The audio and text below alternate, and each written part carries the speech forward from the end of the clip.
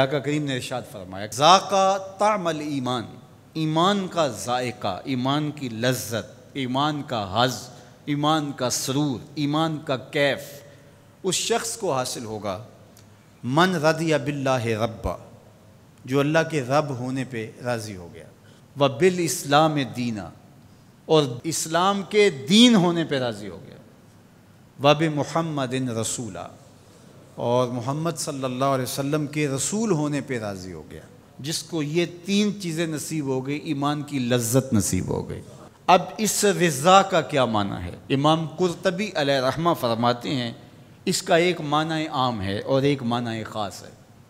معنی عام یہ ہے کہ اللہ کے رب ہونے پہ راضی ہونے کا مطلب اس کو رب مان لینا ہے۔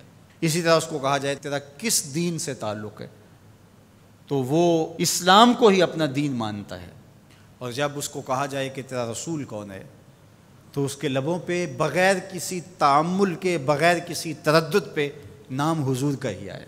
تو یہ ہے اس کا معنی عام۔ لیکن یہاں جو ایمان کا ذائقہ، ایمان کا طعم حاصل ہونے کی بات کی گئی ہے، یہاں سے یہ معنی عام مراد نہیں ہے، یہاں معنی خاص مراد ہے۔ اور وہ کیا ہے؟ اللہ کو رب ماننے کا مطلب یہ ہے کہ اللہ کو ماننے کا جو حق ہے اس حق کی طرح اس کو مانے۔ ایک ہے اللہ کو ماننا اور ایک ہے اللہ کی ماننا۔ تو جو اللہ کو تو مانتا ہے لیکن اس کے احکام کو نہیں مانتا، اس کے دیے گئے نظام کو عملاً قبول نہیں کرتا، تو پھر وہ ایمان کی لذت حاصل نہیں کر سکتا۔ خالق حقیقی اس کو مانتا ہے تو پھر اپنا سب کچھ اس کے دستے قدرت میں سمجھے۔ جب اس کی پناہ میں آ گیا ہے تو پھر کسی کا ڈر اور خطرہ کیسے رہا؟ جب اس کو خالق و رازق مان لیا ہے تو کسی کی دہلیز پہ ہاتھ کیوں پھیلائے گا؟ جب اس پہ توکل کر لیا ہے تو پھر اس کے پائے ثبات میں لغزش کیسے آئے گی؟ اور دوسری بات، اسلام کے دین ہونے پہ راضی ہو گیا۔ جب اسلام کو مان لیا تو اسلام پورا نظام زندگی ہے، تمہاری خوشیوں کا بھی خیال رکھتا ہے، تمہارے غموں کو نبھانے کا دستور کیا ہوگا وہ بھی تعلیمات دیتا ہے۔ یہ نکاح ہم کر رہے ہیں شریعت کے مطابق اور یہ مسجد میں کر رہے ہیں، اور یہ جو بھنگڑا ڈال رہے ہیں یہ ہمارے خاندان اور قبیلے کے لوگوں کا تقاضا تھا، اور تم قبیلے کو بھی راضی رکھتے ہو، رب کو بھی راضی رکھتے ہو، ایسا تو نہیں ہوگا، ایک کو ہی راضی رکھنا پڑے گا۔ تو جب اسلام کو اس طرح مان لیا کہ جب بھی کوئی قدم اٹھانے لگے تو سوچا اسلام کیا کہتا ہے۔ اگر آپ کو اسلام میں سے اس کی تعلیمات نہ ملے تو پھر تو کہنا کہ اسلام کامل دین نہیں ہے۔ میں شادی کرنے جا رہا ہوں، یہ میرا ایک مسئلہ ہے، تو اسلام اس کے بارے بتاتا ہی کوئی نہیں۔